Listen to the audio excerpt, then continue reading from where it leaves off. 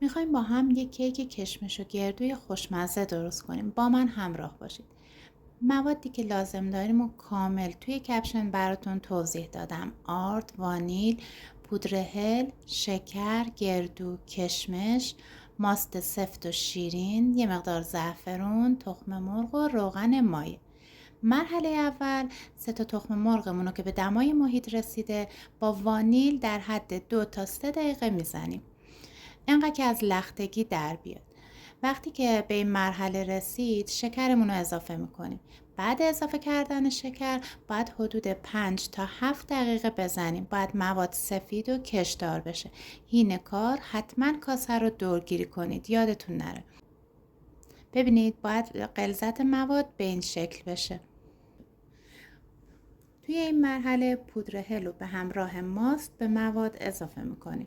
در حد چند ثانیه میزنیم.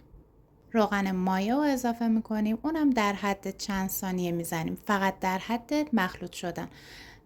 اگر بیشتر بزنیم پف کیک میخوابه.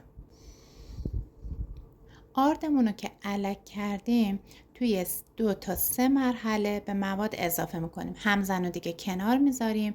به همراه همزن دستی یا لیسک خیلی آروم آرد رو به خورد مواد میدیم. دقت داشته باشید توی این مرحله نباید مواد زیاد زده بشه چون پف کیکتون میخوابه. من برای این کار از لیسک استفاده نمی کنم. همزن دستی خیلی تو این مرحله کاربردی تره. ببینید به این طریقی که من دارم انجام میدم از رو آردو خیلی آروم با حوصله و دورانی به خورده مواد بدید. به این مرحله که رسید کشمش و گردو رو با هم به مواد اضافه میکنیم. تو مرحله آخر چند قطره زعفرونم برای خوش رنگ شدن کیک بهش اضافه بکنید. توی یه قالب کاغذ روغنی بندازید. 1/3 از قالب رو پر از مواد کنید و روش به دلخواه خلال بادام پسته یا کنجد بریزید. بذارید تو فر از قبل گرم شده. حدود 40 دقیقه بعد کیک خوشمزمون آماده است.